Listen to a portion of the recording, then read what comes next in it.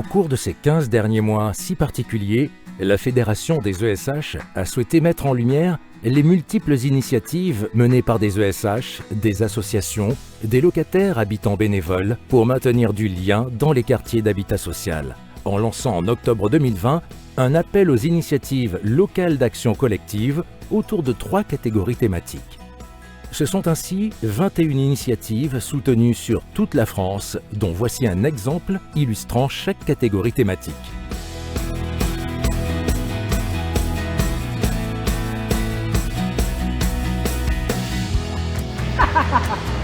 Voilà, attention.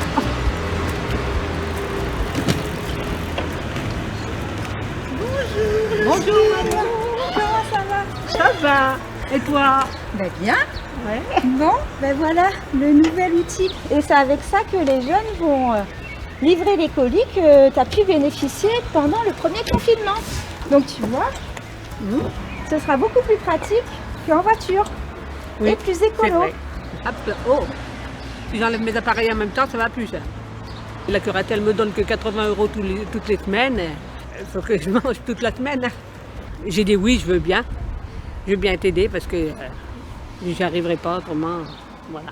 La difficulté pendant ce confinement avec les mesures, on savait qu'il y avait des personnes qui restaient isolées, qui ne pouvaient pas avoir de visite, ni de la famille, ni de personnes. On sait qu'aujourd'hui, la société est hyper individuelle. Ça existe, la bonne relation de voisinage, mais aujourd'hui, c'est hyper individuel. Donc chacun s'occupe de soi sans penser à l'autre. Et on a dit, voilà, donc il faut aller vers ces gens-là, il faut les recenser. Et on a dit, on met une action en place, déjà pour lutter contre l'isolement, mais en même temps apporter de l'aide et du soutien. Donc on a mis des dons alimentaires de première nécessité à ces personnes. Et puis ça s'est propagé de bouche à oreille. Il y a quelques-uns qui nous ont appelés parce que la solidarité, en fait, c'est les habitants du quartier de Villeneuve qui l'ont mené à bien. Ce n'est pas le club qui a acheté, c'est des dons qui étaient donnés par les riverains. On avait tout simplement commencé l'action par la distribution en utilisant nos véhicules propres, à pied. Et puis on a fait cette demande, donc à l'AESH. Et en fait, la subvention du FIS, qui a accéléré l'achat du triporteur, nous permettrait de pérenniser l'action et de continuer ce service. Pendant le confinement, du coup, cette opération de livraison à domicile a permis d'être au plus proche de nos locataires via la livraison de denrées alimentaires, de médicaments, de livres aussi en partenariat avec la médiathèque, ce qui permettait à nos locataires d'éviter les déplacements et d'aller à la rencontre du public et justement d'éviter d'être en contact avec le virus, si virus il y avait.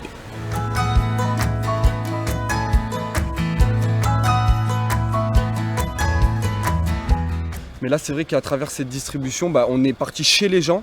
On a franchi le pas de la maison, enfin c'est souvent personnel, mais là on l'a franchi. Donc on a vu, c'est vrai, beaucoup de gens qu'on ne connaissait pas. Et c'était parfois des bonnes surprises. On se retrouve à discuter avec eux de tout et de rien, de foot aussi.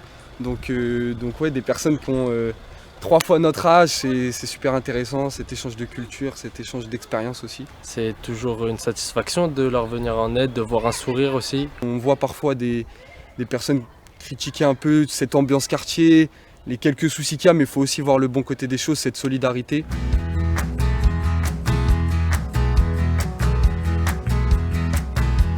Ça va, il est bien, hein, un peu rose, mais ça va. Il y a tout ce qu'il faut là-dedans.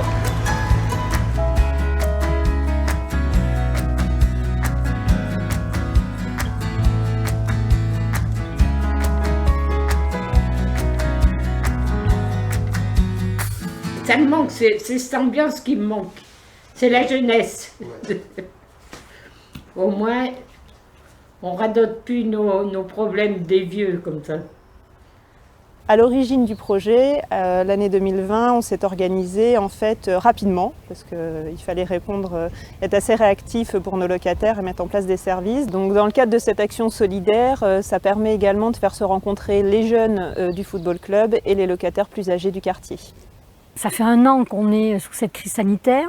Moi, je trouve que le quartier de Villeneuve-les-Salines, avec les actions d'Atlantique Aménagement, du club de foot, de la DUI, du centre social, ça a permis de garder ce lien social important et en fait, les gens ne sont pas passés à l'acte. C'est-à-dire qu'à un moment donné, ils ont trouvé, par les actions des uns et des autres, des gens pour les soutenir. Et justement, c'est dans ces moments-là qu'on se rend compte si le tissu professionnel et le tissu social fonctionnent ou pas. N'empêche que depuis un an, on s'est rendu compte que ça tenait, quoi.